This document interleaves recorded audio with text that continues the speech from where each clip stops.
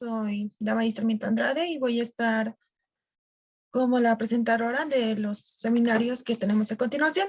Ahora voy a pasar a presentar al doctor Eduardo de la Fuente Acosta.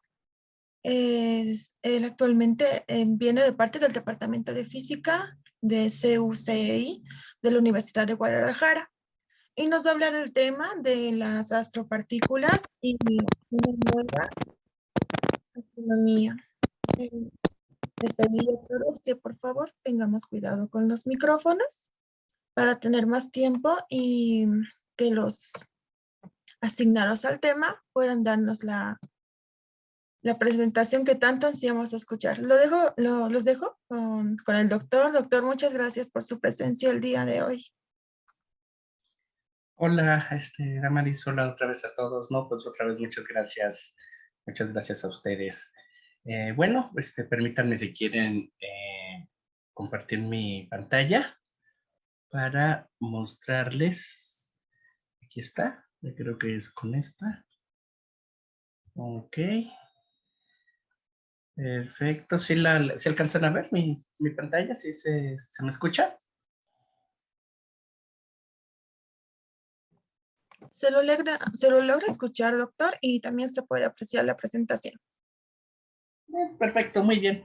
Bueno, pues entonces yo les voy a platicar de un tema que es las astropartículas y una nueva astronomía, y voy a comentarles también un punto sobre cómo esto está relacionado con la física nuclear, porque efectivamente algo que está pasando en la física de altas energías es de que ya todo se tiene que ver como un todo. La física de altas energías necesita el trabajo conjunto, digamos, de las diferentes áreas que la componen, entre ellas la física nuclear. La plática la voy a dividir. Aquí está, permítanme. Ok. ¿Sí se vio el cambio de diapositiva? Sí, doctor. Ok, perfecto. La plática voy a hacer primero, les voy a platicar qué son las astropartículas, luego les voy a decir dónde entró la nueva astronomía, porque es una astronomía desarrollada en el siglo XXI, no existía más que en ideas o en conceptos teóricos en el siglo XX, luego y el qué de todo esto, y al final voy a hacer un comercial de física nuclear aplicada. Bueno, empezamos las astropartículas. Como bien les comentaba, la física de altas energías la podemos dividir a muy grosso modo en tres áreas. La física de los aceleradores, la que conocen y la que aplican los que han trabajado en el CERN o han estado con cualquier colisionador o ciclotrón. Están las de las astropartículas y está la de la física nuclear. Y la diferencia está en que los aceleradores de partículas hechos por el hombre, los artificiales como el LHC, no permiten llegar a energías más allá de los tera electrones volts, los 10 a la 12 electrones volts. Acuérdense que nuestros ojos captan luz con energía de 2 a 3 electrones volts. Aquí estamos hablando de energías de tera, 10 a la 12 electrones volts. Entonces, ¿qué pasa si queremos estudiar los betas o los hexas, 10 a la 15, 10 a la 18? No podemos hacerlo con los aceleradores artificiales. Entonces, la naturaleza sabemos que puede acelerar hasta 10 a la 20 electrones volts. Entonces, los aceleradores naturales de partículas son los que están relacionados con las astropartículas y resultaron ser objetos astronómicos.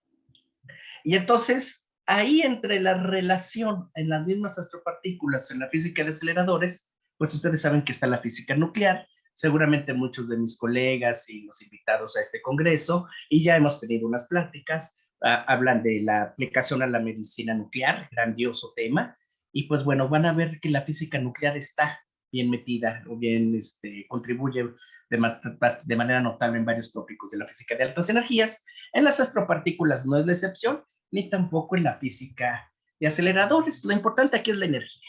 Y entonces la naturaleza acelera a energías más altas que los que podemos hacer en los aceleradores terrestres. Y ahora quiero que vean aquí, mostré, no sé, ok. ¿Ven mi mouse? Sí, doctor, se logra apreciar el movimiento del mouse.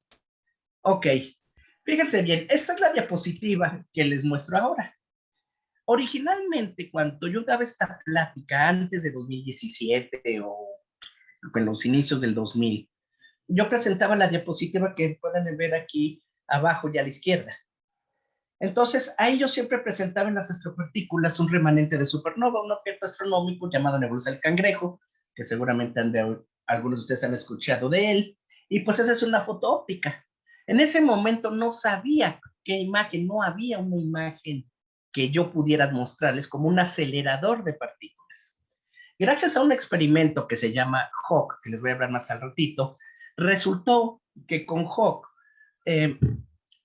es un observatorio mexicano, es un instrumento mexicano porque está instalado en Sierra Negra, Puebla, México, que hizo contribuciones fuertes a la física de altas energías en el rango de los TeVs.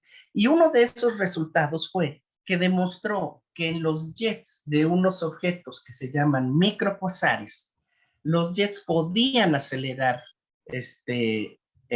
partículas, digamos, a energías de 250 teraelectrones volts. Entonces, esta imagen, ahora que ya les muestro, pues es una imagen donde muestro una región que se llama el cisne, el capullo del cisne, que es el que está a su derecha, y el microquasar SS433 que está a la derecha. Estas sí ya son imágenes donde ven esas masas como arcoíris, ahí es donde está ocurriendo la aceleración de partículas a 250. La imagen es pues bueno, aunque claro, es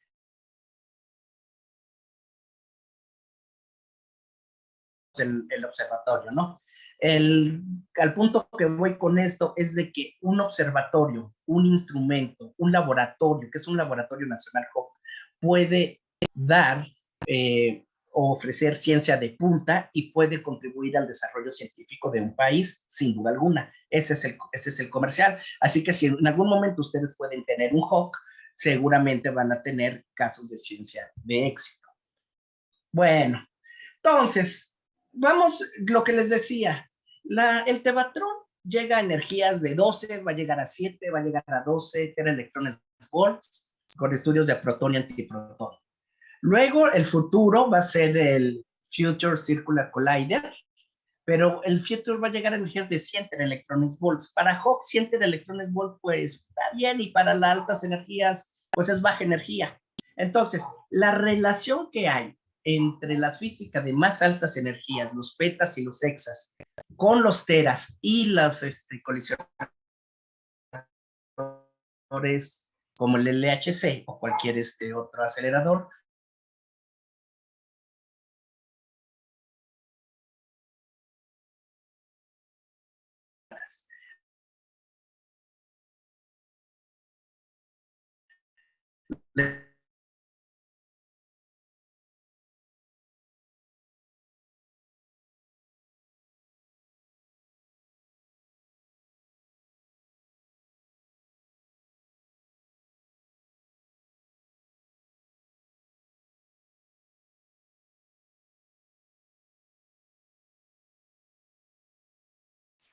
Buenas tardes. Creo que estamos teniendo unos pequeños problemas con la comunicación y estamos viendo de resolverlos.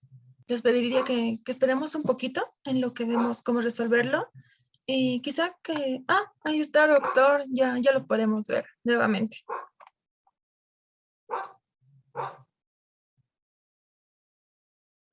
Doctor, ¿nos puede escuchar? Sí, una disculpa ya. A ver, estoy haciendo compartir la pantalla otra vez. Sí, se fue la señal. ¿Ya me escuchan? Sí, doctor, lo escuchamos y bueno, lo dejamos continuar. Muchas gracias. Muchas gracias. Les decía que en la física de altas energías, en la física de aceleradores, nosotros hablamos mucho del LHC, el colisionador de hadrones, pero hubo un instrumento que revolucionó mucho la física de altas energías en los TEVs, y ese fue el tevatrón. De hecho, gracias al tevatrón es cuando se embarcó todo hacia el descubrimiento del Higgs. Entonces, el tevatrón que está en Fermilab fue un acelerador que fue crucial para entender la física de aceleradores, porque es cuando se alcanzan las energías de 1 TeV aproximadamente. Esto podría ser como el equivalente a los instrumentos tipo Hawk, porque los tipos Hawk son instrumentos que contribuyen a los teraelectrones-volts, pero desde el punto de vista de las astropartículas. El tevatrón es el inicio de la era de los teraelectrones-volts desde el punto de vista de los aceleradores terrestres. Entonces, ahí hay una sinergia, ahí están los descubrimientos, el top quark, los límites para estudiar o para buscar el Higgs son del tevatrón. Y luego también tenemos que esta es una diapositiva que muestra la línea de tiempo de los aceleradores desde los, pues ahora sí, desde el ciclotrón y desde mucho antes que él, desde 1927, y se llega hasta 2012, que es donde está el tevatrón, y ahí están las fechas, a mi consideración, las más relevantes, donde están los descubrimientos del tevatrón. Entonces, ¿por qué pongo el tevatrón? Porque el tevatrón es, en la física de aceleradores, en la era de los teraelectronvolts, lo que instrumentos como Hawk son en la era de los teraelectronvolts, pero en objetos astronómicos o en astropartículas, en los aceleradores naturales de partículas. Así es que, ¿qué son las astropartículas? Las astropartículas son las partículas de mayor energía en el universo y son los rayos gamma, los rayos cósmicos y los neutrinos. Las astropartículas están ligadas a través del decaimiento de partículas como piones, muones, electrones, positrones, y ahí está donde entra muy fuerte la física nuclear aquí, porque estos decaimientos vinculan a las astropartículas. Y claro, si existe uno, están las otras dos. Las astropartículas no se pueden ver como entes separados, son como los tres amigos que se van a una fiesta, son los tres amigos que siempre están unidos, uno que maneja, uno que toma, uno amable, uno energético, otro antisocial. O sea, se tienen que ver las tres partículas como un solo ente al momento de estudiarlas. No se puede estudiar una quitando a las otras. Entonces, las astropartículas, pues estamos hablando de las energías extremas. Las energías extremas se dan en ambientes extremos y esos son los objetos astronómicos, cierto tipo de objetos astronómicos. Esta diapositiva la sigo presentando cuando yo presentaba estas pláticas en el 2006, 2005, 2007, 2007 principalmente. Pues déjenme decirles que siempre ha sido. Estudiar las astropartículas es una ciencia del siglo XXI porque preguntas a resolver que no había en el siglo XX del todo y sobre todo de manera experimental era cuál es el origen, su identidad, cuál es la aceleración y cuál es la propagación. Y estas preguntas se responden midiendo el espectro, midiendo la composición y la dirección de arribo. Y los instrumentos para hacer estas mediciones y responder estas preguntas son de segunda década del siglo XXI para adelante. Entonces, esta es una ciencia muy nueva que va a llevar a una nueva astronomía. Esta diapositiva, para los que les gusta la teoría de física nuclear, es quizás la más relevante. La manera de estudiar, por ejemplo, la emisión de rayos gamma, en el fondo nosotros queremos saber cuál es la naturaleza física de la emisión de rayos gamma. Si es de naturaleza hadrónica, es decir, producida por hadrones, protones, o si es producida de forma leptónica, por ejemplo, electrones. Si la emisión de rayos gamma que uno observa, o una aceleradora de partículas que acelera a 250 teraelectronvolts y produce rayos gamma que detectamos en la Tierra a 50 teraelectronvolts, entonces, si es emisión hadrónica, es porque un protón, o sea, un rayo cósmico, un protón energético ultrarrelativista, al interactuar con algún target, algún núcleo, alguna molécula, produce varias partículas. Entonces, el protón, el rayo cósmico, por ejemplo, de una manera, va a decaer en piones cargados, positivos, negativos y un peón neutro. Los piones van a decaer en muones con neutrinos y los piones neutros van a caer en dos rayos gamma. Y luego el muón, ya sea positivo o negativo, el caso aquí, por ejemplo, el muón positivo va a decaer en un positrón más un neutrino electrónico más un antineutrino mónico. Es decir, como pueden ver, aquí están las tres astropartículas ligadas. Las tres astropartículas se tienen que estudiar en conjunto. Y en el caso de que sea una emisión leptónica, es decir, con electrones, pues lo único que tengo es que es un electrón o un positrón interactuando con un campo magnético, que eso va a producir la radiación sincrotrón, que seguramente han escuchado en sus clases de física, obvio, y si tienen un positrón o un electrón que interacciona con un campo de radiación, como la radiación cósmica de fondo. Y entonces eso va a producir, por ejemplo, emisión gamma por efecto Compton inverso. Y este es un fenómeno físico que les recomiendo estudien o entiendan muy bien cuando vean sus clases de física, tanto que es un sincrotrón como el Compton inverso. Entonces, la nueva astronomía. La nueva astronomía donde entraron las astropartículas es la astronomía de multimensajeros. Porque cuando se detectaron las ondas gravitacionales, entonces se encontró una nueva manera de hacer astronomía, sin usar luz o radiación electromagnética, sino perturbaciones en el espacio-tiempo, usando relatividad y el famoso genio Einstein, ¿no? En sus postulaciones que son certeras, ¿no? Entonces Einstein pues tenía razón. Y bueno, las ondas gravitacionales existen, son perturbaciones del espacio-tiempo, ondas que se propagan y pues bueno, sí, es una manera de hacer astronomía. Pero ¿cómo vinculo con la luz?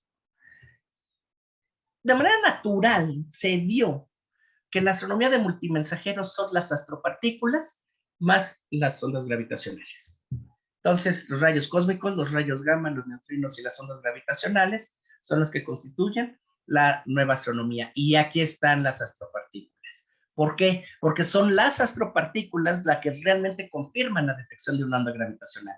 Una onda gravitacional así por sí sola puede ser ruido, puede ser una onda.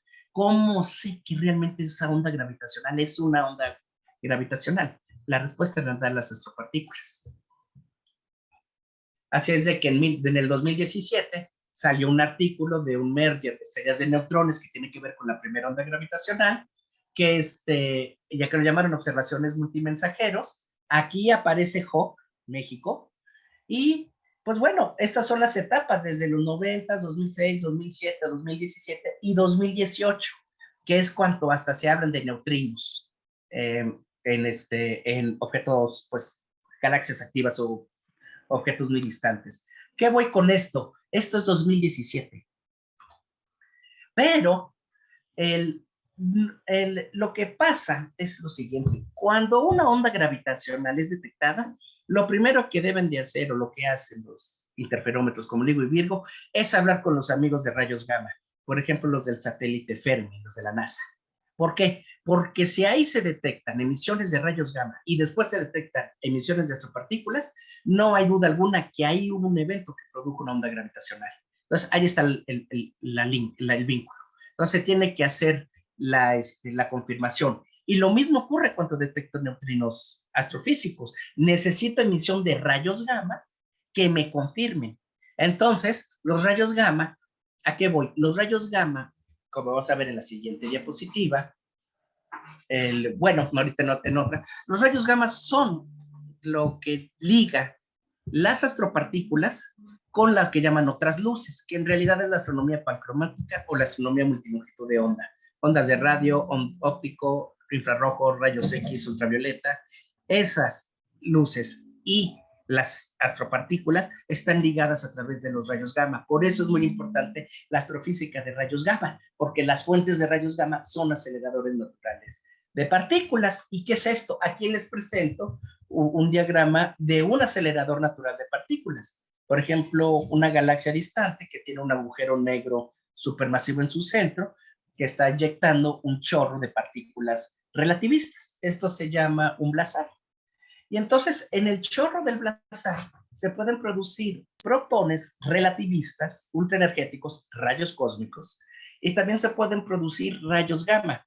Y si siguen estas reacciones de decaimiento nuclear que les puse en las diapositivas anteriores, van a ver que aquí se pueden producir piones cargados, piones neutros. Los piones neutros dan positrones, electrones, esos dan dos gamas, luego los gamas van a caer en pares positrones, electrones, y los piones cargados van a dar muones cargados, y luego van a dar electrones, neutrinos, positrones. Y estas partículas ya viajan hacia la Tierra. Entonces, como que aquí en el chorro del blazar, es, digamos, como equivalente a donde están las colisiones del acelerador del anillo.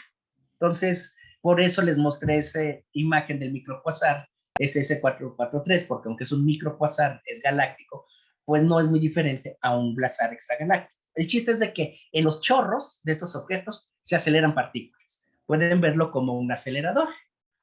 Y esto ahora, están, todo, fíjense, todo, ahorita voy a centrar a estos diagramas. Estas partículas igual, si ustedes tienen un rayo cósmico o un rayo gamma y estos interaccionan con materia, van a producir muones, piones, positrones, electrones.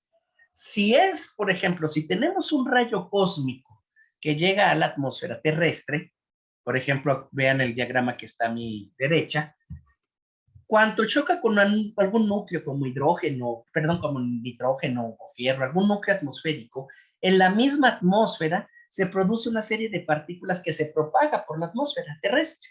Y es lo mismo, son piones cargados, piones neutros, que dan a gamas, neutrinos y a muones. Es la misma cosa. El chiste en física de partículas del Resnick, del Fishman, de esos libros, es tratar de entender ese capítulo para tratar de entender no solamente los decamientos de las conservaciones de los números, sino también ver cómo, a qué energías un pión positivo decae en un positivo y cuánto decae en positrón y cuánto decae en un neutrino y antineutrinos, y etcétera. Eso también es importante que se fijen. Y si es un rayo gamma, es la misma cosa. El rayo gamma se decae siempre en un par positrón-electrón y ese par electrón-positrón después va a producir en la atmósfera terrestre, por lo que se llama radiación de frenado, Bremsstrahlung, emisión de rayos gamma. Y esta emisión de rayos gamma se observa en la atmósfera terrestre. Y ahí es donde pueden entrar los físicos atmosféricos, relacionados con las astropartículas o con la física de altas energías y con la física nuclear, porque hay emisión de rayos gamma de menor energía en la atmósfera terrestre, que ellos los pueden estudiar, ¿no? Así es de que al final todo aquí, lo que ya sea el estudio, desde que se producen en los chorros o en los objetos astronómicos, o hasta que se propagan en la atmósfera terrestre, cuando un rayo gamma o un rayo cósmico interactúan en la atmósfera terrestre, pues, entonces siempre voy a tener estas partículas y siempre va a haber ahí un estudio de física nuclear. Entonces, realmente esto lo pueden ver como términos de aceleradores, como términos de decaimiento de partículas. Así es que para detectar los rayos gamma y los rayos cósmicos hay dos maneras. Para las bajas energías, que son los gigaelectrones volts, finales de los megaelectrones volts, se utilizan satélites como Fermi. Aquí está. Pero si ustedes quieren estudiar la luz a más altas energías, es más complicado, necesitan un detector superior, que puede ser la atmósfera terrestre, un detector inferior, que puede ser un instrumento, un tanque, un contenedor de agua para efecto Cherenkov, un instrumento que detecte efecto Cherenkov por aire, y pues precisamente una técnica que es la luz Cherenkov, y luego utilizar simulaciones, Monte Carlo, tecnologías de información, etcétera. ¿Qué es lo que pasa? Fíjense la imagen de la derecha. Un rayo gamma de 100 electrones volts, como un rayo cósmico, como un rayo gamma, que entra a la atmósfera o que interactúa con la atmósfera terrestre, ahí es absorbido. Y en cuanto absorbo el rayo gamma, la atmósfera nos da como cambio la serie de partículas que les expliqué en la cascada de partículas. Y todas esas partículas se van propagando por la atmósfera hasta que pueden llegar al instrumento. Contenedores de agua, un telescopio Cherenkov atmosférico, plásticos centelladores. Al final de cuentas, aquí hay un calorímetro y aquí también puedo utilizar un calorímetro o puedo utilizar una radiación Cherenkov. O sea, es un detector superior, un detector inferior y una técnica, radiación Cherenkov, calorímetro, etcétera. Así es como yo detecto la energía de los rayos gamma. Puedo estudiar los teras o los petaelectrones volts, y esto se empezó a desarrollar a inicios del siglo XXI. Por eso no se podía desarrollar esta astronomía en el siglo XX, la tecnología. Luz Cherenkov. Bueno, la luz Cherenkov, les voy a comentar, es una luz de color azulosa que se puede dar en el agua y en el aire. La luz Cherenkov ocurre cuando una partícula se mueve a una velocidad que es superior a la de la luz en un medio descrito por el índice de refracción. No estoy hablando del vacío, no estoy hablando de violaciones del postulado de Einstein. Leonel, ¿Sí? Leonel. En el agua, la luz viaja a 3/4 veces la velocidad de la luz en el vacío, es 3/4 veces c. En el aire, la luz viaja a 0.99 c. Una astropartícula, una partícula de la cascada atmosférica, viaja a una velocidad cercana a c. Entonces, si se da que c es mayor que 3/4 veces c, pues entonces no estoy teniendo ninguna violación de relatividad y voy a tener efecto Cherenkov, por ejemplo, en el agua. ¿Por qué? Porque la partícula que atraviesa un contenedor con agua, con ciertas condiciones, me va a producir en esa agua una luz azulosa, que es el efecto Cherenkov, porque la partícula viajó con una velocidad c, que es mayor a la velocidad de propagación de la luz en el agua, 3/4 veces c. Y si ven un reactor nuclear, es la luz azulosa que ven ahí en un reactor nuclear. Si ustedes van a, por ejemplo, en el ININ en México, en los reactores nucleares, y si ustedes ven en un reactor nuclear y se los permiten, van a ver una luz azulosa. Esa luz azulosa es producida por el efecto Cherenkov. Y usando agua y usando luz Cherenkov, se puede hacer estudios de astropartículas. Esa es una cosa importante. Y bueno, o sea, aquí todo lo que les estoy comentando es de que, fíjense bien, yo nací en 1974. En 1989, con un telescopio Cherenkov atmosférico, no de agua, llamado Whipple, se observa la nebulosa del Cangrejo en 1989 y se le detecta emisión de rayos gamma, fíjense bien, de 0.7 teraelectrones volt. Estas fechas, yo era niño, y estas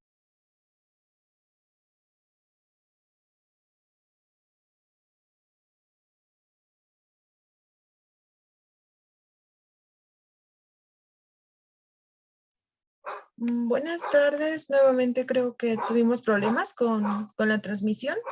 Recordarles que el doctor está en un momento nos va a decir, pero todo esto es de forma virtual, entonces este tipo de inconvenientes es algo que tratamos de subsanar. Espero podamos esperar un poquito y bueno, mientras tanto quizá puedan ir anotando sus preguntas o mejor comentarnos cómo es que...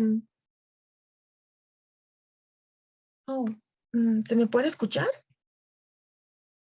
Sí, sí, sí, te escucho. Ah, ya, muchas gracias, Brian. Ah, ya, súper. Entonces, quizá empezar a leerlos y, bueno, saber cómo la están pasando, qué dudas tuvieron hasta el momento y, bueno, sí.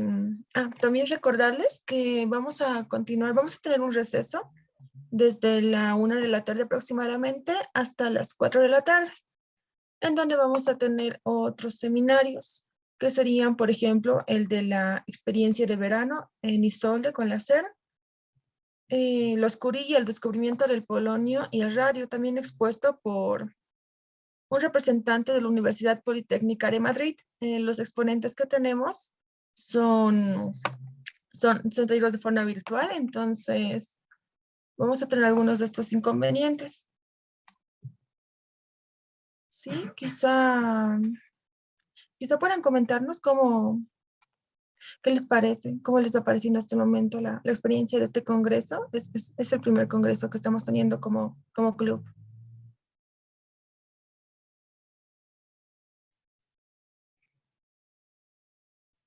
Bueno, Paul nos dice que muy interesante, que está excelente. Por ejemplo, lo del efecto Cherenkov.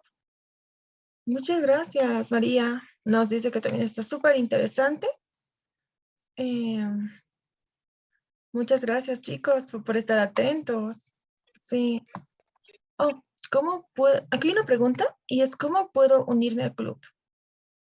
Claro, el club de física nuclear está abierto, en lo que es la física nuclear, está abierto a no solamente la carrera de la Facultad de Ciencias Puras y Naturales.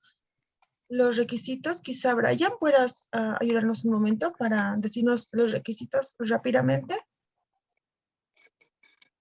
Sí, claro, ya comento. 17 de julio, dice. Hoy es 22. Les pedimos cuidado con su micrófono. El doctor ya me ha confirmado que está volviendo, que se está conectando de nuevo. Pero hay un único requisito, ¿no? Que es fundamental tenerlo y tener ganas de aprender. Tener ganas de aprender sobre física, física nuclear. Y no hay un requisito como de carrera o de cuánto saben, porque tenemos entre nosotros ingenieros, tenemos informáticos, tenemos químicos. Entonces, y todos aportan mucho, ¿no? Incluso en comunicación, han sido cosas que nos han nutrido mucho, ¿no? Hay personas que obviamente saben mucho en su rama y hemos ido viendo cada aspecto de esto, ¿no? Al finalizar el día de mañana, les vamos a presentar nuestra agenda de todo este nuevo semestre. Entonces ahí van a poder conocer todo lo que hacemos, ¿no? Entonces, bueno, ya está conectándose el doctor y yo los dejo. Ya regresé. Creo que voy a apagar el video para nomás dejar la presentación. Es que aquí el sistema seguramente me está diciendo no seas codo, paga más, ¿no? Para tener un mejor internet. Todo es money. O sea que aquí soy un codo, ¿no? Entonces no pago suficiente para tener un buen internet. Pero bueno, voy a apagar el video y ahorita sigo con la presentación. ¿Sí la pueden ver? Sí. Ok. Les decía, mientras el Tevatron estaba haciendo todos sus estudios, sus observaciones y sus análisis, en 1989 la astronomía de los teraelectrones Volt surgía porque con la antena Whipple habían observado el cangrejo a energías de 0.7 teraelectrones Volt. No hablábamos de los petas y pues esto es su TeV, no era ni siquiera TeVs, pero estos eran los inicios de la física y la astronomía de los teraelectrones Volt. Así es de que ustedes, pues bueno, muchos de ustedes yo creo que no nacen en 1989, así que este es un punto histórico de decirles que, pero realmente entre mi generación y las de ustedes, no hay muchas generaciones de por medio. O sea, somos realmente cercanas, generaciones cercanas. Es decir, esto nos está diciendo que la ciencia evolucionó demasiado rápido o está evolucionando demasiado rápido en este contexto. Y eso lo deben de tomar en cuenta, porque si se quedan también dormidos en los laureles, la astronomía de punta o la ciencia de punta se les puede ir. Ahí está. Entonces, permítanme hablarles del orgullo mexicano en los rayos gamma, y ese se llama HAWC. Y HAWC es un acrónimo de High Altitude Water Cherenkov, y son 300 detectores Cherenkov de agua con estas dimensiones, 7 metros de diámetro, 5 metros de alto, con 200,000 litros de agua purificada, 4 tubos fotomultiplicadores anclados, que el chiste es que cuando yo tengo un rayo gamma o un rayo cósmico y me produce la cascada de partículas, yo detecto los muones, los electrones, a través de los detectores Cherenkov de agua por la producción de luz Cherenkov que se genera en el agua. Y ya después ahí yo puedo hacer mi reconstrucción y puedo hacer mis mapas o puedo estudiar el universo en teras electrones volts, o en este caso, HAWC observa desde los 100 gigaelectrones volts a los 100 teraelectrones volts. HAWC lo tenemos en esta imagen. Aquí pueden ver lo que se llama el pico de Orizaba. El pico de Orizaba es la montaña más grande que tiene México. HAWC está a 4,100 metros sobre el nivel del mar. Pues es La Paz, nada que ver con las alturas de Chacaltaya, pero algo que también ha demostrado HAWC es que la física de altas energías de teraelectrones volts y de petaelectrones volts son mejores si se observan a altas o a grandes alturas. Entonces, a mayor altura, tal vez se hace mejor ciencia, pero uno no se va a ir al Everest, ¿no? Sobre todo después de ver las películas. Entonces, pues bueno, vamos a dejar ese orgullo mexicano para la astronomía de rayos gamma, que es el Laboratorio Nacional HAWC de rayos gamma. Y bueno, ya para casi por terminar, ¿y qué con todo esto?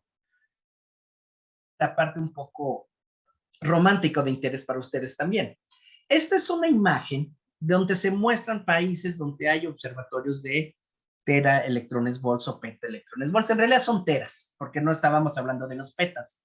Como alguna vez hablé en el seminario, la última vez que tuve el gusto de estar con ustedes, hablé del surgimiento de la astronomía de los PBs y de los pebatrones, no tebatrones, pebatrones, pero no los voy a mencionar aquí. Aquí son puros tebatrones. Y hay obviamente Estados Unidos, México, España, Canarias en realidad, India, Australia, eh,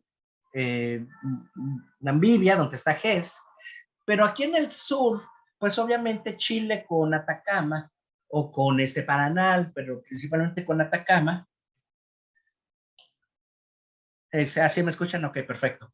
Pues digamos como que son el fuerte de América del Sur. Aquí falta agregar un país, y ese país es Bolivia, porque ustedes tienen uno de los laboratorios de rayos cósmicos más emocionantes, más históricos, y con contribuciones impresionantes, poco conocidas o subestimadas, y eso es Chacaltaya. Entonces, ustedes quizás tienen el laboratorio de rayos cósmicos más relevante.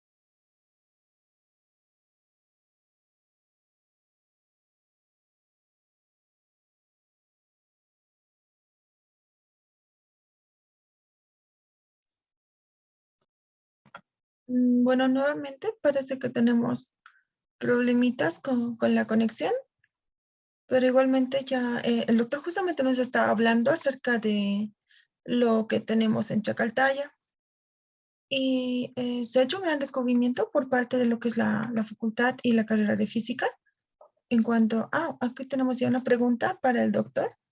Yo sé que va a estar muy contento de responderla. Y la pregunta es, bueno, por si alguien también la tiene, ¿cuáles son las aplicaciones del fenómeno de Cherenkov en la industria? ¿Cómo es que nosotros usamos esta forma de observar, sí, esta forma de observar diferentes partículas en rayos cósmicos? Entonces, Brian es parte de la carrera de física. Sí, Y antes Brian, de...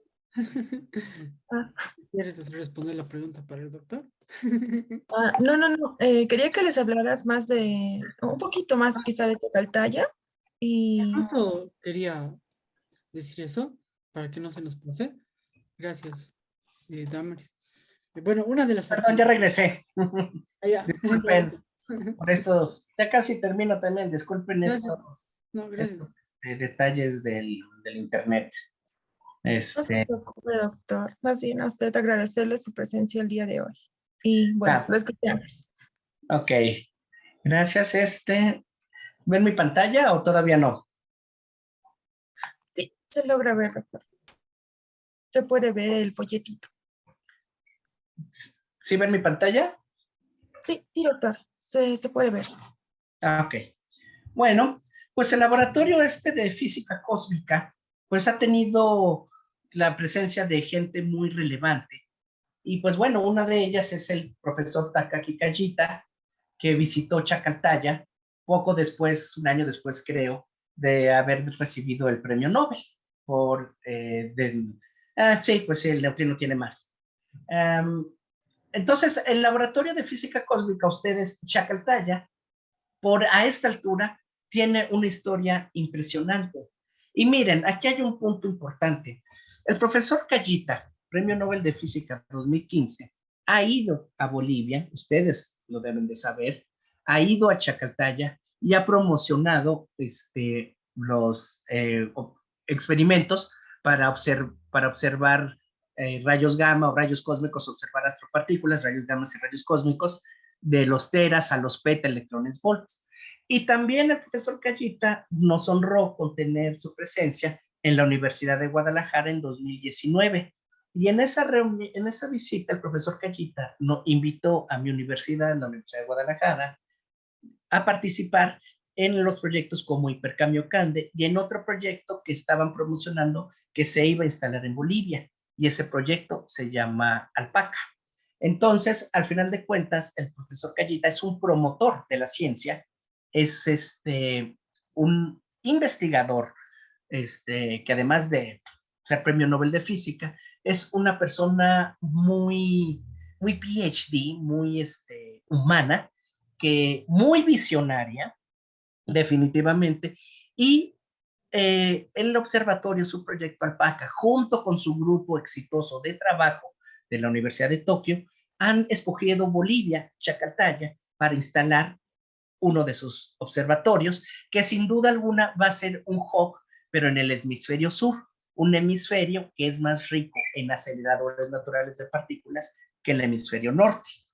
Entonces, el profesor Callita, en cierta manera, ahí ha buscado o ha logrado que pueda haber inclusive una vinculación de México con Bolivia a través de un proyecto que seguramente ustedes también habrán escuchado, que se llama Alpaca.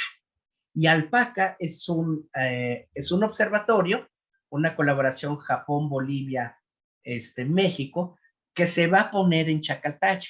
Ahora, yo les hablé del éxito de HOC, porque HOC ha tenido un éxito como instrumento y ha hecho aportaciones relevantes en la astrofísica de rayos gamma. No hay duda de eso. Ahí están los artículos. Lo que se ha hecho con HOC en el norte, se piensa, lo pueden hacer o se puede hacer con Alpaca en el sur, en uno de los mejores lugares, Chacaltaya. Así es de que Alpaca es un proyecto impulsado por el profesor Callita, por su exitoso grupo de rayos gamma y rayos cósmicos del ICRR de la Universidad de Tokio. Y hablando del contexto de los premios Nobel, yo metería al profesor Callita como otro de los premios Nobel en el ámbito de la física de altas energías por los neutrinos, al igual que a su maestro, su padre académico, su sensei, que también fue premio Nobel de Física, el profesor Masatoshi Kochiba, en paz descanse.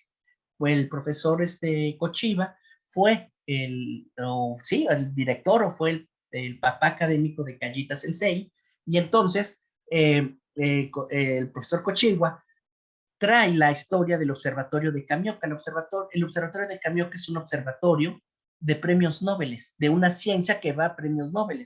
Entonces, Alpaca está en cierta manera promocionado por una escuela de premios Nobel. Entonces, algo hay en ese experimento, hay algo en ese lugar. Y Hawke es la evidencia de que lo que se hizo en Hawke se puede hacer en el sur con instrumentos como Alpaca, otra nueva serie de instrumentos como el Southwestern Gamma Ray Observatory, o SWO, que está por también viendo dónde se instala, y Chacaltaya también es un lugar candidato. Así es de que, pues, en resumen con esta diapositiva, es que Alpaca es en Bolivia lo que Hawke es en México. Entonces, con esa, ahí pueden tener un observatorio para que puedan desarrollar la ciencia de astropartículas y tienen la oportunidad de hacer una ciencia de astropartículas de punta pionera, tal cual como en su momento Hawke me la ofreció a mí, porque yo me entré a Hawke en mi postdoc. Yo del doctorado soy radioastrónomo, no soy físico de altas energías. Yo me mudé a la física de altas energías cuando inicia Hawke con sus planes en 2007. Entonces, ese es el comercial de lo que ustedes pueden esperar con Alpaca. Y pues bueno, eso se los dejo porque viene una pregunta muy importante. Y la pregunta es, bueno, ¿y cómo vinculo Alpaca con aceleradores terrestres o con física nuclear? A ver, es bien simple. Y eso es lo que tienen que ver. La ciencia en realidad no es ciencia pura ni ciencia aplicada, es ciencia. Es ciencia. Es una de las partes del STEM, Science, Technology, Engineering and Mathematics. Y el STEM es un impulsor del desarrollo de un país. La ciencia es una parte del STEM. La ciencia no es pura y no es aplicada. La ciencia da conocimiento. Dentro de la economía del conocimiento, la ciencia es lo que da el conocimiento. Dentro de la sociedad de la información, la ciencia es lo que les da las habilidades para que puedan manejar y entender la información. Entonces, por eso es muy relevante la ciencia, porque la ciencia da conocimiento. Ya después aplicarlo es problema de cada país, pero el que genere ciencia, obviamente va a tener una economía de conocimiento más sólida, va a tener conocimiento, y el conocimiento que aprendan de la naturaleza, la física es la física, la ciencia que aprendan de las astropartículas, claro que tiene que ver con la ciencia de los aceleradores, la ciencia que aprenden de los aceleradores, claro que la pueden vincular con estudios relacionados con astropartículas, claro que se puede relacionar con cuestiones de hadroterapia. ¿Por qué? Porque al final de cuentas es el conocimiento. La aplicación depende de qué tanto entendamos el STEM. Es diferente, pero el conocimiento está ahí. Entonces, Alpaca les va a dar conocimiento. Si ustedes también ponen un centro de medicina nuclear, van a obtener conocimiento. Y la moraleja de la historia aquí es de que no deben de ver experimentos como Alpaca como enemigos, tienen que verlos como complementos. La ciencia del siglo XXI entre instrumentos ya es por complementarios, ya no es separados. El STEM no es multidisciplinario, es interdisciplinario. Entonces, no vean eso, no cometan ese error de creer que sus laboratorios, sus instrumentos o sus ideas son competencia, son complemento. Eso es muy importante. En México, alguna vez se buscó que hiciéramos un centro de medicina nuclear en Puebla. Este fue un proyecto que la Universidad Benemérita, Universidad Autónoma de Puebla, impulsó, y lo que buscamos es tratar de ver cómo formar un centro de hadroterapia en un centro de física de medicina nuclear. Y bueno, es un proyecto que tristemente no ha cuajado. Sin embargo, pues ahí en un congreso presentamos pues la idea. Allí dejo la liga del trabajo. Y pues bueno, si este trabajo, si esta idea les puede también servir por lo que han discutido, adelante. Yo con lo que quiero terminar es de que definitivamente un centro de hadroterapia para estudio de medicina nuclear es pues valioso, es worth, o sea, claro que vale la pena invertir y claro que va a haber ganancia, y que tampoco estos están en contra o son competencia de experimentos como Alpaca. Así es que si se tienen Alpaca y si se tienen un centro de medicina nuclear o algún otro laboratorio de física nuclear, lo único que tienen que hacer, y sobre todo ustedes, nueva generación, estudiantes, lo que tienen que hacer es ver cómo los vinculo como complemento, y entonces sí, ahí tienen el desarrollo científico y tecnológico de su país, y cada país con sus problemas, pero la solución suele ser los jóvenes científicos que sepan dos cosas: buscar la sinergia entre experimentos y la colaboración asertiva. Y quien lo logre, desarrolla el país. Y pues eso es todo. Muchas gracias. Muchas gracias a usted, doctor, por esas palabras dedicadas hacia lo que es la coyuntura general y, como usted indicaba, la nueva generación de científicos y generadores de conocimiento. Me gustaría preguntarle quizá desde qué país nos visita, desde qué país nos informa sobre todo esto. De México, precisamente.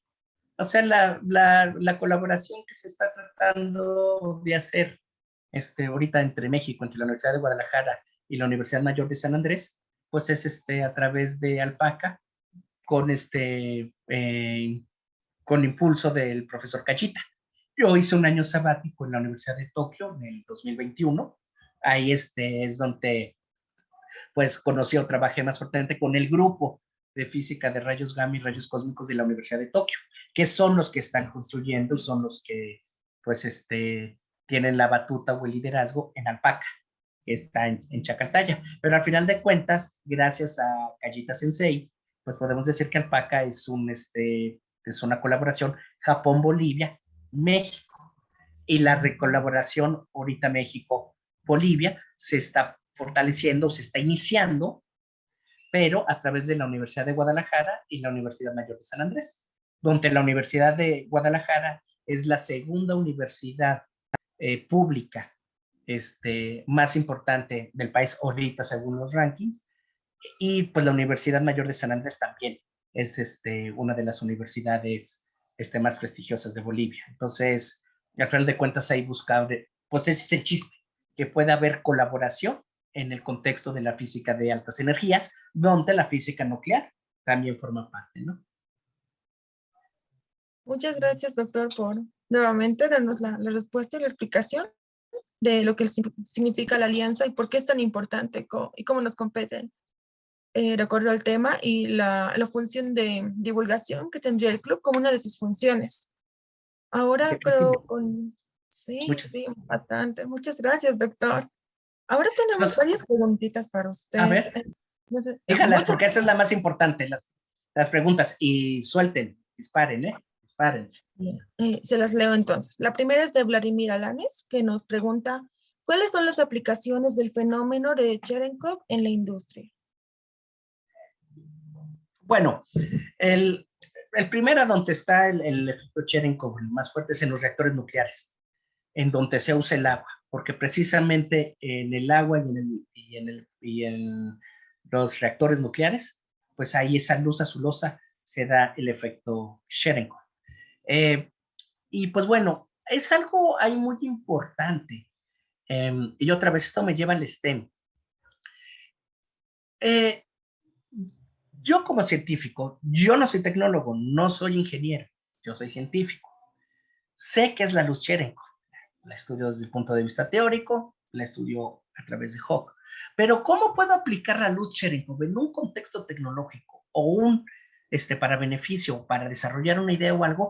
Es de cada uno. Hay que echar esto a andar. Es decir, la respuesta es, ustedes díganme, ¿qué se les ocurre? ¿Cómo puedo utilizar el efecto Cherenkov? ¿Cómo puedo utilizar un haz de hadrones? ¿Cómo puedo utilizar un experimento como alpaca para desarrollar tecnología que sea necesaria? Entonces, el efecto Cherenkov es una luz, es una radiación electromagnética que se da cuando se tiene una condición. ¿Qué beneficios y qué aplicaciones les puedo dar? Pues también esa es la pregunta que ustedes se tienen que hacer, porque ustedes, y me refiero de ustedes, porque estando ustedes en Bolivia, las situaciones o los problemas de Bolivia tiene sus propios problemas, México tiene sus propios problemas. El desarrollo científico y tecnológico de Bolivia depende más de cómo ustedes lo desarrollen, no tanto de copiar la tecnología, sino cómo la desarrollan. Eso es algo muy importante. Ustedes tienen que tratar y tienen que ver en términos de desarrollar y preguntarse cómo este conocimiento lo puedo aplicar, y ahí es donde necesitan ayuda de un ingeniero, de un tecnólogo. A lo mejor aquí la respuesta, un ingeniero industrial, un ingeniero, un tecnólogo, pueda mejor responder cómo puedo aplicar la radiación Cherenkov a la industria. ¿Sí? O sea, yo ahorita ya di una respuesta pues, con los reactores nucleares, ¿no? Se da porque es una consecuencia, porque necesita usar agua, necesita enfriar, ¿no? O sea, y ahí se da. Entonces, pero bueno, es una pregunta más de resolverla ustedes para, también hagan el trabajo interdisciplinario. Muchas gracias, doctor, por la demostración nuevamente de que sí, la Liga STEM es muy importante y, bueno, en el club, como habíamos mencionado antes, estamos entre varios de la Facultad de Ingeniería, también estamos varios de la Facultad de Ciencias Puras y Naturales. Y, bueno, están todos invitados a poder inspirarse, poder hacer un poquito más de investigación y aplicación. Ya el doctor mencionó una. La siguiente pregunta que tendríamos es, ¿la aplicación es otra etapa que la técnica? La ingeniería, la necesidad de la tecnología, de determinada sociedad, llevar adelante y sus aplicaciones son enormes. El desarrollo científico, esto es más un comentario, busca ampliar el entendimiento sobre los fenómenos más profundos asociados al comportamiento de partículas de alta energía. No sé si podría decirnos algo al respecto, doctor. ¿Otra vez sobre qué? ¿Cuál es el punto sobre quieren que...? Es un comentario. Nos dice, la Sí. aplicación es otra etapa que la técnica, es diferente. La ingeniería, la necesidad de la tecnología de una determinada sociedad se llevará adelante con respecto a las aplicaciones, y las aplicaciones son bastantes. El desarrollo científico busca ampliar el entendimiento sobre fenómenos más profundos asociados al comportamiento de partículas de alta energía. No sé si Sí, podría decirnos algo.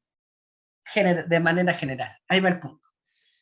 Si ustedes ven o hacen la distinción entre ciencia pura y ciencia aplicada, están cometiendo, a mi parecer, un error, porque entonces están promoviendo esta cultura de que la ciencia pura no sirve y que la ciencia aplicada es la correcta.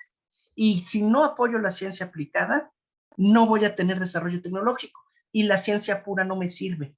Y generalmente los que toman las decisiones políticas, sociales y económicas, generalmente ven mal a la ciencia pura porque no saben qué es la ciencia pura, porque la ven como algo completamente distinta a la ciencia aplicada. Si ustedes hablan de ciencia pura y de ciencia aplicada, están fomentando la ignorancia hacia la ciencia pura, porque la ciencia pura no se puede aplicar, es como el aire que respiran. Si alguien dice, yo no voy a apoyar lo que no veo, el aire no lo ves, lo respiras.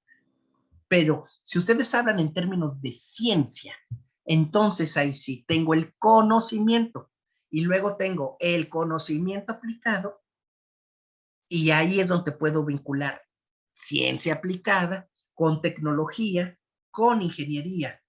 Por eso es lo que viene el famoso STEM, ¿sí? Entonces, ese es el punto, eso es lo que yo quiero remarcar para que también ustedes cuando hagan ese trabajo divulgativo y de extensivo, que es muy importante porque también ustedes tienen que saber llegar a la sociedad, es que sepan cuál es la importancia de la ciencia. Y si lo quieren ver técnico y si se lo quieren vender a un político o si se lo quieren vender a una persona de toma de decisiones, la respuesta es esa. La ciencia es el conocimiento dentro de la economía del conocimiento. ¿Sí? Tienen que saber vincular tecnología, tienen que saber innovar. Innovar no es descubrir un plumón amarillo para un pintarrón blanco, no. Tienen que saber innovar, tienen que saber tecnología, pero no pueden desconectarse de una palabra que es la ciencia. Entonces es ciencia, no hablen de ciencia pura, ciencia aplicada. La ciencia me da conocimiento. ¿Cómo aplicarla? Depende de mí y cómo manejo mi colaboración asertiva, cómo tengo mi planeación estratégica, cómo tengo aquí en la cabeza lo que quiero hacer, sabiendo vincular las ciencias, la tecnología, la ingeniería y las matemáticas. Entonces, ahí es donde yo ahorita más enfocaría para dar la respuesta general para que ustedes hagan sus propias respuestas y ustedes saben cuáles son las problemáticas que tiene Bolivia. Entonces, las saben más que yo. Así es de que son ustedes las que con este conocimiento pueden tratar de ir desarrollando, generar sus patentes, sus innovaciones, saber cuánto apoyar con dinero, cómo pedir dinero, cómo aplicarlo, etcétera, etcétera, etcétera. Y acuérdense que los pilares sustantivos son generalmente en una institución de educación superior o en un científico, en un profesional de alto rango, los pilares sustantivos que los forman generalmente son la investigación, la docencia, la extensión, que es donde entra la divulgación y la difusión, y la gestión. Son 4 aspectos que tienen que tratar también de desarrollar para ser un científico completo. Y ahí es donde está en la gestión, en la extensión, es cómo saber llegar para poder desarrollar algo. Pero tomen en cuenta esto, la ciencia es conocimiento y el conocimiento, claro que es importante. Por eso es la economía del conocimiento, el conocimiento. El cómo aplicarlo o no aplicarlo, es cuestión de mí, es si sé, no sé, principalmente. Entonces, con eso es la que sería mi sugerencia en cómo tienen que ver para desarrollar la ciencia y con tecnología y la ingeniería de su país. Muchas gracias, doctor.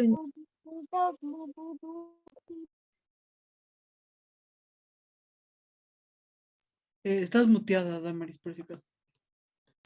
Oh, vaya, no me di cuenta. Muchas gracias, Brian.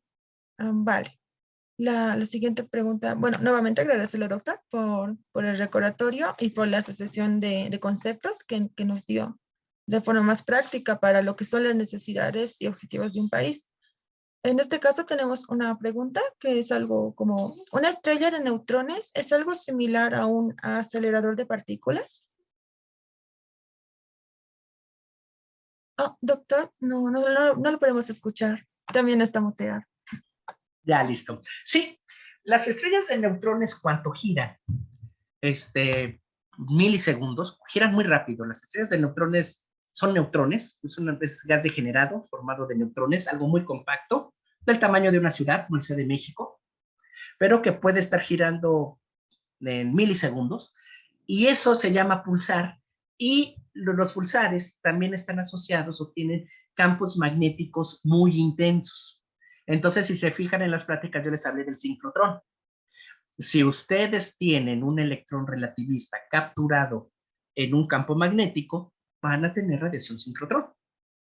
Así es de que las estrellas de neutrones en su contexto de pulsares son aceleradores naturales de partículas, porque están produciendo astropartículas en el objeto. El objeto es el acelerador.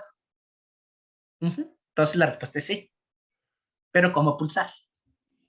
Genial, doctor. Es algo así como que cuando adquiere las características de un pulsar, a partir de eso puede ser una...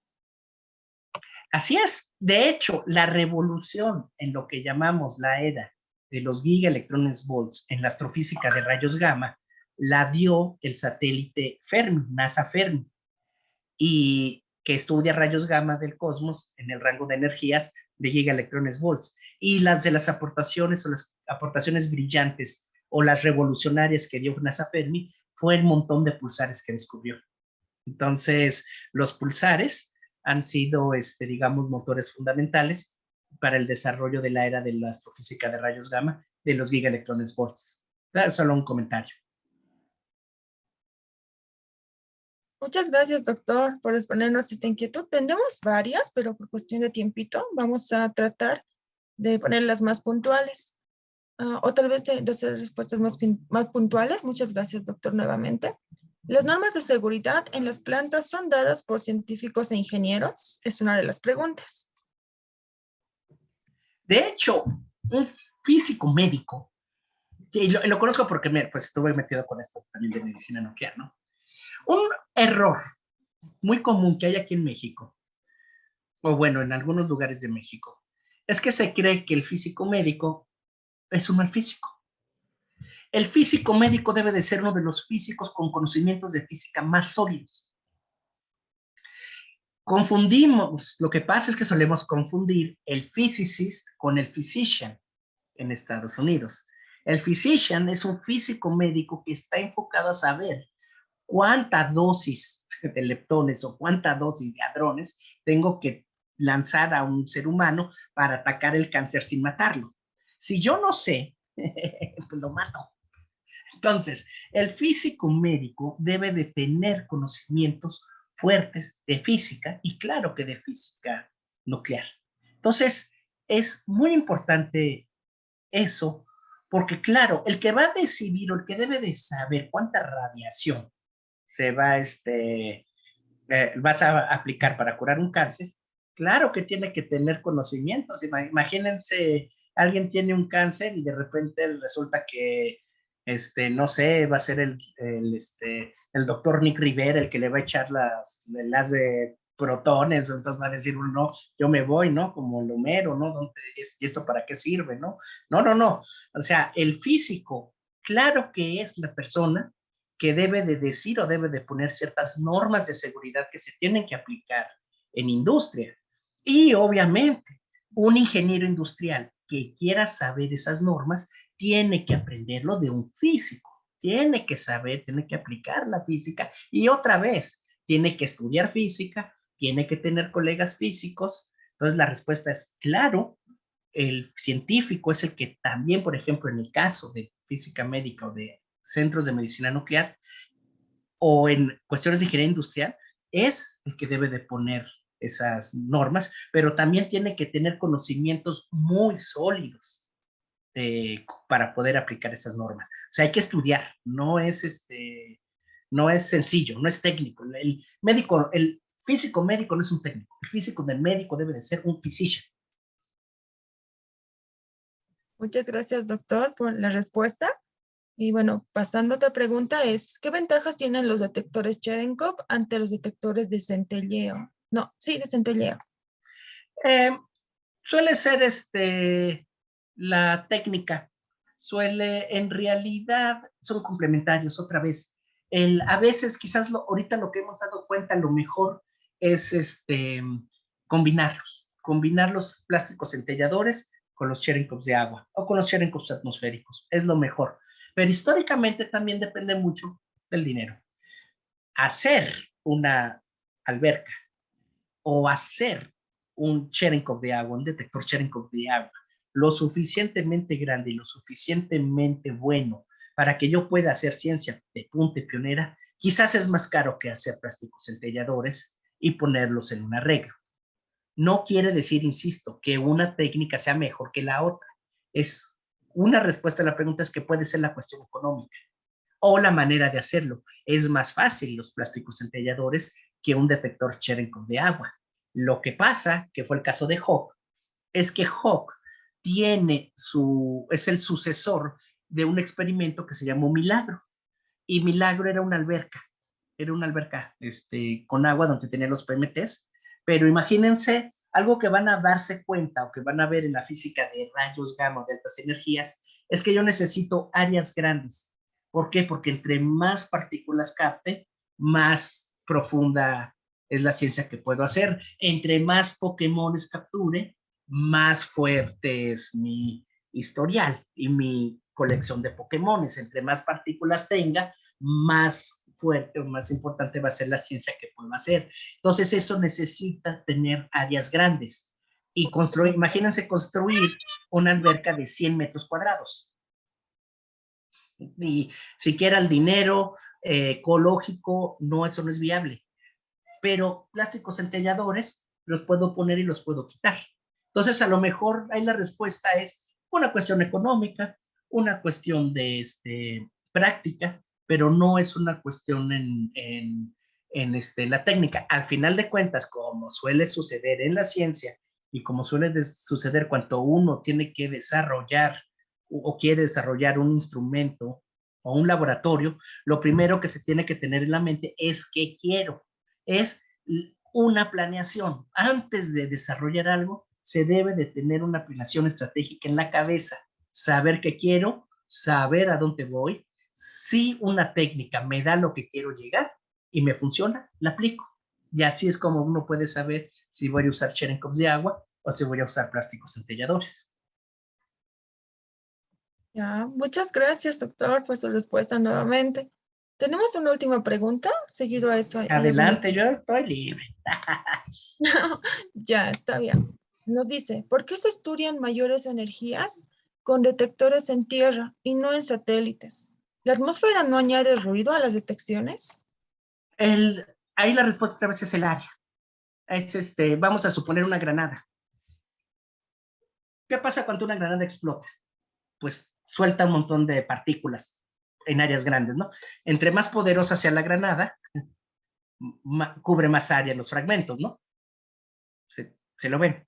Pues lo mismo sucede aquí. Para poder determinar más pedazos de la granada, para después poder tratar de entender y conocer que fue una granada, necesito áreas muy grandes para poder hacer estudios de más altas energías. Otra vez, áreas pues a ver, voy a ver si lo puedo ver con una imagen habla más que 1000 palabras. Ahí está, esto. ¿Ok? Fíjense, 40,000 metros cuadrados. Si ven mi diapositiva, ¿no? Estas son áreas que necesitamos. Es muy difícil construir un satélite de 40,000, de 120 metros. Los satélites como el Fermi son de 1 metro, 2 metros. O sea, no podemos tecnológicamente hacer esto. Es por eso que para hacer estos estudios llega esta estrategia. Hacer el detector superior, que es la atmósfera, el detector inferior, que pueden ser los Cherenkovs de agua, los plásticos centelladores, y una técnica como la luz Cherenkov. Esa es una razón. Una de las respuestas entonces es porque no puedo hacer satélites con las áreas que yo necesito para detectar a las más altas energías. Esa es una. La segunda, porque pues hay que ser más listos. La atmósfera terrestre es un protector natural de la emisión energética. Los rayos ultravioleta, los rayos X y los rayos gamma pueden causar daños muy fuertes a la biosfera. Ahí lo sabemos, la capa de ozono, si no hay, los rayos ultravioleta, lo rojo o cómo queman la piel en una playa. Ahora imagínense qué pasaría con los rayos gamma, una luz que es 1000 o 1000 veces más intensa que, por ejemplo, unos rayos X. ¿Sí? Entonces, ¿qué le haría al cuerpo? Entonces, la biosfera es protegida por la atmósfera terrestre a las más altas energías. Así es de que, qué bueno que no puedo hacer yo el estudio directo de las altas energías, como los rayos gamma de más altas energías o rayos cósmicos, porque, pues bueno, o sea, qué bueno que está la atmósfera, porque entonces hay vida, es biosfera. Entonces yo tengo que ser más inteligente. Si el rayo gamma y el rayo cósmico me genera una cascada de partículas en la atmósfera, ¿por qué no usar la atmósfera, que es mi aliada, que es mi amiga, como un detector? Y ya me ahorré también ver cómo hago satélites de más de 100 metros de radio, ¿no? Por decirlo de alguna manera. Entonces, las respuestas entonces son dos. Una, la cuestión tecnológica, es mucho más difícil hacer áreas gigantes que se necesitan en satélites o en el espacio. Y la segunda, pues si tenemos allá la atmósfera y la atmósfera es nuestra amiga, es nuestra aliada, pues ¿por qué no usarla? Igual, también eso nos va a servir para generar conocimiento, para estudiar la atmósfera. Por eso les decía que aquí, en el estudio de cascada de partículas, pueden entrar los físicos atmosféricos en el contexto de la física nuclear.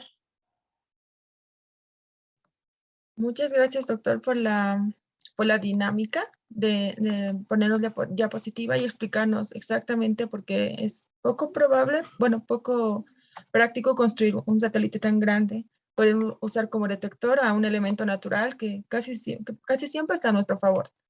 Entonces, quizá invitar a alguien a que tenga una pregunta que pueda formular de forma oral o finalmente ir a almorzar, en el caso de la hora de Bolivia, y pues despedirnos, doctor. Creo que no hay más preguntas. Brian Ayala está levantando la mano, entonces, Adelante. Sí, Brian. gracias. Bueno, buenas tardes otra vez. Quería tal vez si nos puede contar un poco de su experiencia como estudiante, ¿no? Tal vez también de los doctorados, porque aquí hay muchos que están en esa etapa. Tal vez nos podría contar un poco incluso cómo es allá esta parte, ¿no? Sí, bueno, el mi, mi respuesta para poder desarrollar o para poder estudiar y ser un buen científico, yo creo que radica en dos cosas. En el trabajar, trabajar, trabajar y en la perseverancia. Esas son los dos. Sean perseverantes y trabajen, y trabajen, y trabajen. Las facturas sí se cobran, siempre se cobran, buenas o malas. Estudien buscando aprender, no buscando pasar. Estudien no poniendo un número ni por encima de un conocimiento.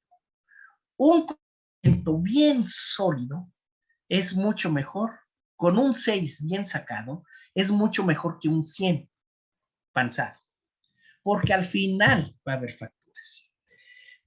Entre más amarga es la entrada, más dulce es el postre. Y lo que más importa es el postre, no la entrada. Pero si ustedes hacen una entrada dulce, el postre va a ser amargo. Así es de que esa es la primera. Que el estudiante no pierda nunca la motivación, trabajen y estudien y sean perseverantes. Esa es la que yo en cierta manera recomiendo. La segunda, cuando tengan ganas de renunciar, no renuncien. Renuncien cuando no tengan ganas de renunciar y cuando estén convencidos de que no es lo que quieren. Ahí sí se vale. Si ustedes están sintiendo trabajos duros, tareas duras, se las están viendo negras en una materia, cuando dicen, ya quiero dejar esto, ya quiero renunciar, es el peor momento que lo hagan. Entiendan que muchas veces las disciplinas nos retan para hacernos mejores y los retos están en lo que nosotros podemos llamar, estamos sufriendo. No, no estamos sufriendo. Tu disciplina te está retando a ser bueno. Hay que verlo con una mejor visión, ¿no? Y también lo mismo, tener una planeación, saber qué quiere. Una carrera de físico, por lo general, es terminar con los niveles, con los grados altos. Un licenciado que inmediatamente se mete a hacer industria, a lo mejor no tiene los conocimientos necesarios que puede obtener si, por ejemplo, llega a ser un doctor. Pero ojo también aquí, no es lo mismo ser un doctor en ciencias que ser un PhD. El PhD es philosophy. No se les olvide esa parte, filosofía, moral, ética. Él tiene que saber cómo contribuir a la sociedad. Deben de ser PhD, no doctores. PhD, philosophy doctors. Eso es, búsquenlo. Y cada quien aprende a su ritmo. O sea, no son dos iguales. Y al final, unos tienen un camino del punto A al punto B muy suave. Otros la tienen muy complicada. Otros hacen zigzag. Otros se van en línea recta, como ya dije. No importa cómo hayan hecho el camino, lo que importa es que lleguen al punto B con conocimientos. Entonces, esa es el consejo que yo les puedo dar ahorita como estudiantes. Pero lo primero es que ustedes sepan qué es lo que quieren, hacia dónde van, qué quieren enfocar. Segunda, que cuando ustedes busquen estudiar, trabajar y van a estar bajo presión. Si no lo están disfrutando y no están disfrutando la disciplina, la pueden cambiar, pero deben entender que cuando la disciplina los está, o cuando están con mucha tarea o están a punto de renunciar o están bajo mucha presión, entiendan que es la disciplina presionándolos para que sean buenos. Entonces, si yo digo, no me gusta la ciencia, me gusta la física, me gusta la ingeniería, me gusta ser tecnólogo, en todas las carreras se sufre, en todas. No hay carrera fácil, todas las carreras son difíciles. Todas las carreras, la carrera reta. De una o de otra manera, cada quien con su cada cual, como decimos aquí. Pero lo importante es que te guste para que puedas aguantar el calado de tu profesión. Entonces, esas son lo que deben de llevarse como estudiantes. Y sí, claro que disfrutarlo, motivarse, emocionarse, pero con ese contexto. Primero, busquen conocimiento, sean buenos, prepárense, estudien, no vean pensarlo, no vean por nubes, porque al final de cuentas va a haber facturas, eso es lo importante. Nadie le va a interesar cuando lleguen al punto B cómo pasaron del punto A al punto B. Va a importar del punto B al punto C, ahí, qué tan PhD o qué tan bueno o qué tan útil eres como profesionista, y para eso tuviste que tener preparación y para eso luego vas adquiriendo experiencia. Entonces también no se preocupen si hay cosas que no pueden hacer, para eso necesitan experiencia. Lo que no deben de hacer jamás es renunciar cuando no están seguros. O sea, no renuncien porque están bajo presión. Renuncien cuando no están seguros que lo que están haciendo es lo que los llena. Y para eso hagan una planeación de qué quiero ser como científico, a dónde quiero llegar, dónde quiero trabajar, cómo me veo, igual si quiero ser ingeniero, igual si quiero ser tecnólogo. Y créanme que con eso ya cada quien va a vivir su propia experiencia como estudiantes, y pues al final, como decía un maestro, decía, yo nunca fui el primer lugar, pero yo le daba consejo al primer lugar. porque estaba igual o más preparado, pero siempre tenía que haber un primer lugar, pero no era el mejor. Entonces, no se ve como mejor, peor, se ve qué tan formados, qué tan bien formados están en la profesión que quieran. ¿Sale? Entonces, yo creo que eso es lo que es mi opinión, es mi sugerencia, más allá de mi historia, como les comento, yo estudié licenciatura en física en la Universidad de Guadalajara, luego estudié una maestría en astronomía óptica, luego estudié un doctorado en radioastronomía. Cuando hice mis estudios postdoctorales en Puebla, México, en el Instituto Nacional de Astrofísica, Óptica y Electrónica, ahí entré a trabajar en HOC y ahí me di cuenta que lo que yo quería era HOC. Entonces ahí es cuando me hice el cambio a, a la astrofísica de altas energías. Y eso fue lo más bonito que quiero compartir con ustedes, porque lo van a tener con Alpaca, o si lo tienen con un centro de medicina nuclear. Gracias a HOC, yo pude ver el nacimiento de esta nueva astronomía y puedo contar, como ustedes dijeron al inicio, cada uno cuenta la historia como le tocó vivir. Yo puedo decir que gracias a HOC me tocó vivir esta nueva astronomía desde sus inicios. Entonces yo puedo hablar de mi opinión, pero de lo que yo viví, no de recitar lo que me dijo alguien más, sino es mi propio criterio, es mi propia historia, porque es mi propia forma como lo viví. Entonces ustedes, también así con Alpaca o con cualquier experimento relevante o pionero que tengan, tienen esa oportunidad, no la desaprovechen. Esa sería así en grosso modo. Muchas gracias, doctor, por darnos este consejo personal y compartirnos mucho de su experiencia de vida. Es muy honesta de su parte y bueno, se lo agradecemos.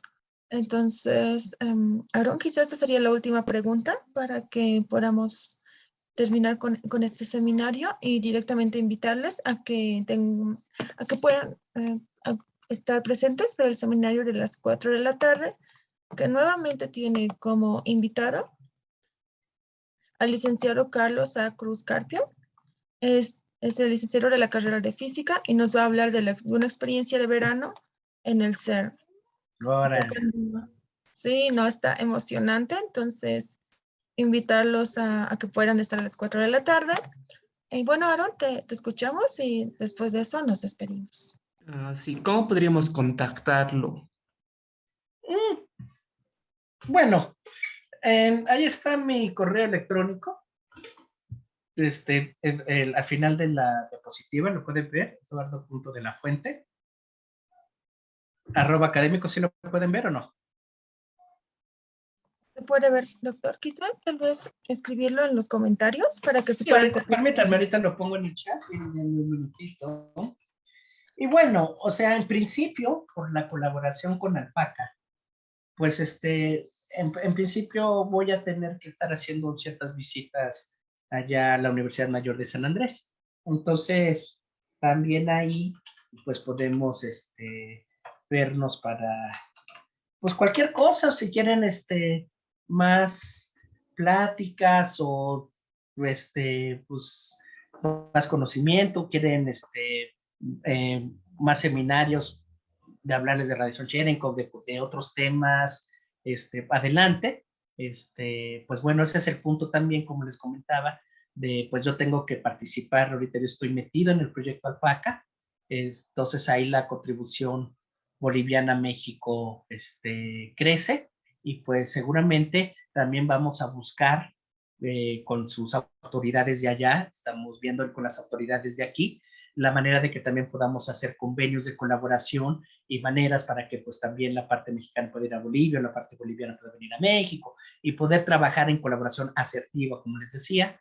Y pues bueno, ahí también es cuando yo puedo también pues ahí, o sea, cuando yo esté allá, pues, doctor, ¿por qué no se viene a visitar Santa Cruz o cualquier lugar, ciudad? Pues a mí me gustaría, o sea,